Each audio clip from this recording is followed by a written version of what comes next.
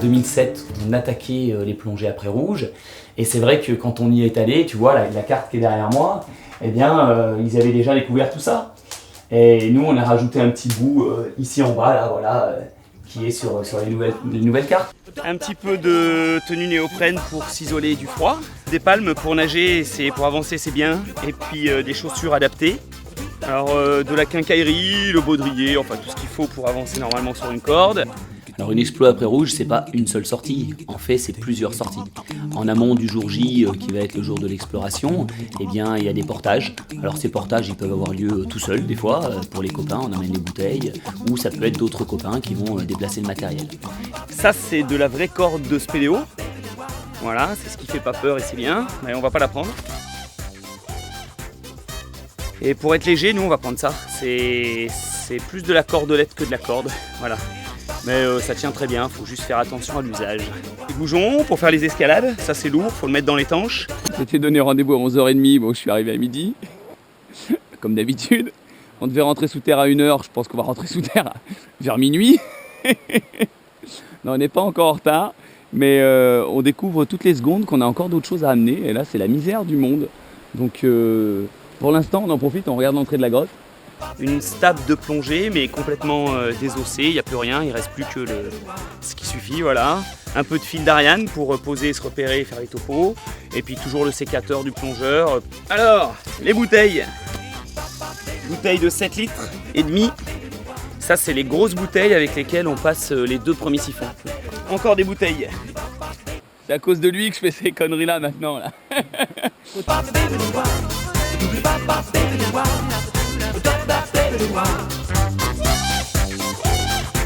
Et puis ça c'est toute la quincaillerie, une bouteille égale un détendeur pour pas avoir de soucis. Un petit duvet et ce matériel là ça représente le matériel pour un seul plongeur.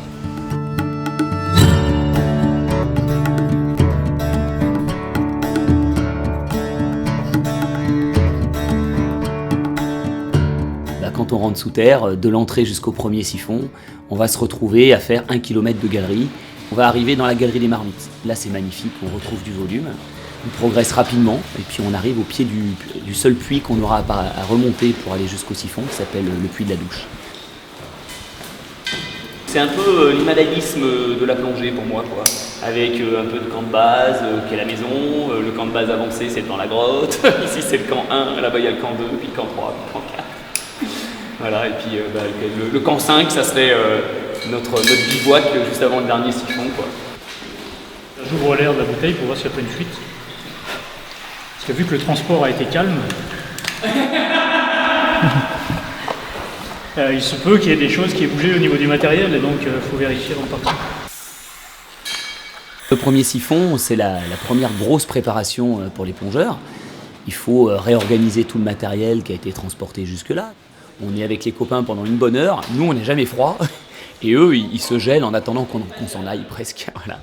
Un petit signe de la main, salut les copains, on revient dans 2 jours. Et puis c'est parti.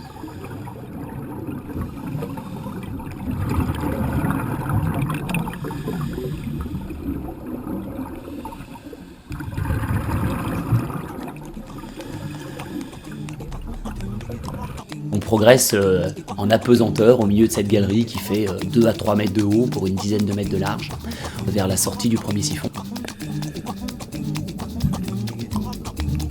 On va marcher environ 200 mètres pour remonter une grosse conduite forcée. T'as vu la patine noire à droite là? Démentielle. Et puis en avançant comme ça, on arrive au début du second siphon. Le dorsal il est ouvert? Ok, allez quand tu veux.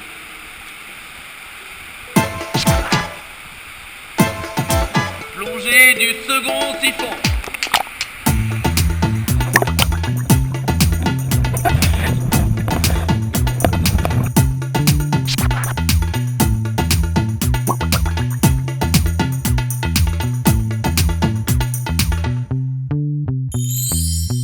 Donc là, on est quand même bien content de suivre le fil d'Ariane, même si l'eau est limpide.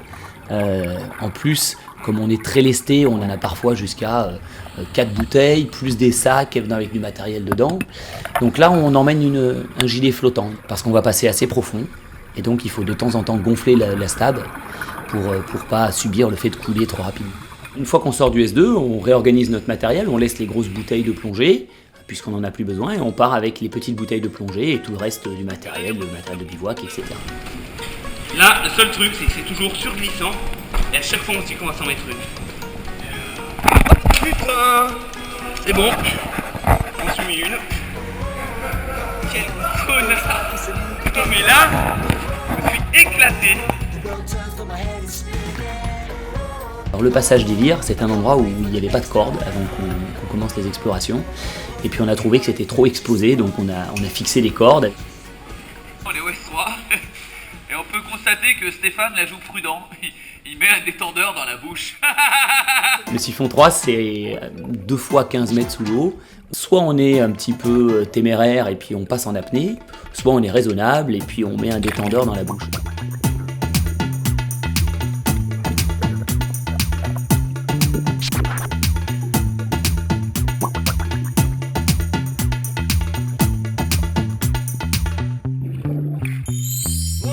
Que se passe-t-il ? En fait, on a des bouteilles un peu gonflées et visiblement ça fait mal aux joints. T'as plus de joint ? Vous pouvez voir ici un joint Non. Ah oui, la morue. explosé. On va essayer de réparer ça parce que tout bon plongeur a son kit sur soi, mais est-ce qu'il a pris un joint pour Moyenne pression. moyenne pression? Moi j'en ai plein. Bien sûr.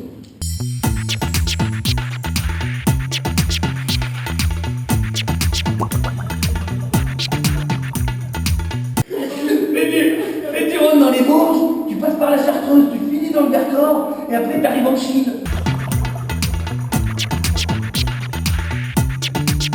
Sortie du siphon 5, direction le S6. Et on est lourd comme des cailloux. Ah, la cascade, elle va être dure à passer. C'est bon. Il y a une bonne prise derrière, David. Mets le pied dans l'eau.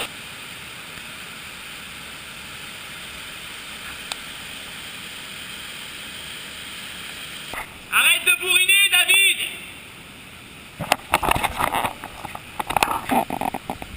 Il va d'où avec la corde?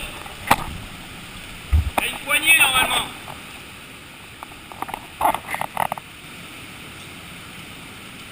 Attrape la corde suivante, pousse ta poignée.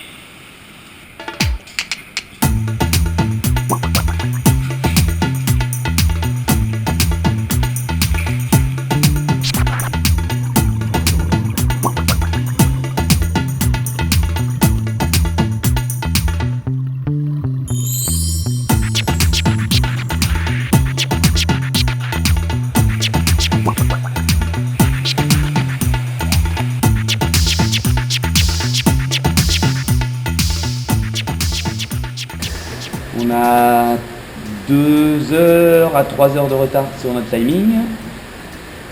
Nous ne sommes que à la sortie du siphon 7. Donc on a décidé d'installer le TPS au cas, le système Nicolas, au cas où on parvienne à avoir nos collègues. Mais il semble que nous n'ayons pas de contact. Normalement, vers 15h, je crois. Ils devraient être arrivés au bivouac. Ils sont à moins d'1 kilomètre de nous, ils vont pouvoir nous entendre et communiquer. Avec cette tresse qui a le contact électrique, on va chercher à avoir le contact électrique sur les parois d'une barre rocheuse qu'on a au loin. Ouais. Par contre, eux, ils sont restreints dans la cavité parfois, et donc il faut que nous, on mette le maximum de chance de notre côté en ayant déplié nos antennes le plus loin possible. Surface, nous appelons le fond les plongeurs. Est-ce que ça peut être nos batteries qui sont pas assez fortes ? On est dans les délais, soit ils sont en retard, soit... Bon, c'est la misère. Plongeur pour surface, est-ce que vous nous entendez? Là, tu vois, t'as entendu là? D'accord. Ah, ça, c'est eux qui cherchent à nous joindre là. Ils ont pas... Ils ont pas quoi? Ils ont pas de son. Tout va bien, c'est quoi? En morse. On pourrait croire qu'ils nous disent tout va bien, mais... On appelle leurs femmes, on leur dit qu'ils ont le quartier libre. Ouais. Et tout va bien. Impec. Heureusement, ils ont pu comprendre qu'on était en retard. On n'a pas trop pu comprendre ce que nous disaient. Voilà, et puis bilan des courses, on s'est dit que tout le monde était rassuré et on leur a dit qu'on ferait une belle expo le lendemain. Ensuite, ça s'enchaîne bien. Le siphon 8, c'est une apnée, quasiment. Le siphon 9 est tout de suite derrière. On va remonter dans le pendage, sur plus de 70 mètres de dénivelé. Donc depuis qu'on est rentré sous terre, on vient déjà de passer 7 à 8 heures. Et enfin, on arrive au bivouac, on va pouvoir poser le matériel, se changer, manger et se reposer.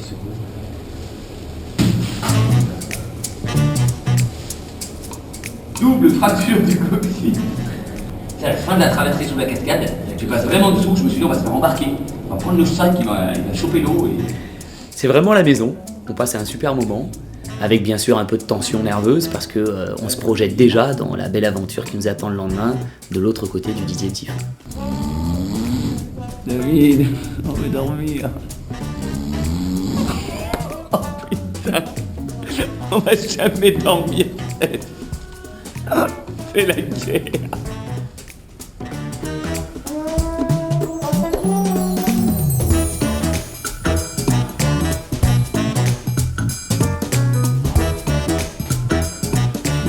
Et là, tu revis.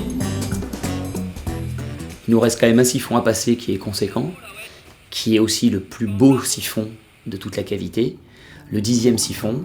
Et avec surprise, on avait découvert sous l'eau des concrétions qui font plus de 1,50 m de haut, qui ont peut-être mis plus de 1000 ans à se former.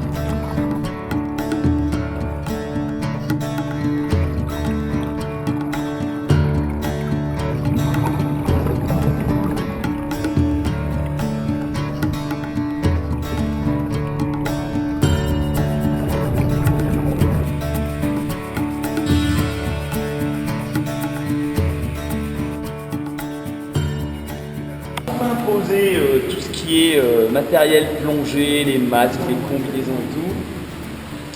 Il nous reste en gros de 1 à 2 heures de progression pour arriver au terminus. En tout, on va rester un long moment derrière le siphon parce qu'on va refaire de la topographie, on va explorer et découvrir l'itinéraire. 29 099. Lors de la dernière escalade qu'on a fait, qui faisait une quinzaine de mètres, petite chute de, 4, 5, 6 mètres, ça a eu lieu tout au fond d'une grotte, derrière 1,2 km sous l'eau, au bout de 6 km de progression, et ça prend tout de suite sa mesure en termes d'engagement. On va pas s'arrêter sur faute de quoi que ce soit, mais sur que juste c'est l'heure, comme d'hab, comme la dernière fois avec Damien. Faut rentrer. Maintenant, il n'y a plus qu'à rentrer chez nous. Bah, je pense dans quoi? Allez, 24, 26 heures, on est dehors. Surface pour plongeurs, est-ce que vous nous recevez cette fois? Ah, salut Michel, c'est cool de t'entendre, c'est super. Bah écoute, on va très très bien. Là, on est encore dans les hamacs. Ça continue, c'est énorme, mais il était très tard et il fallait rentrer dormir.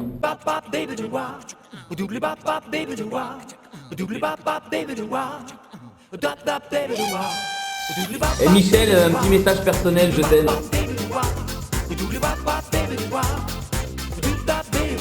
Je t'aime.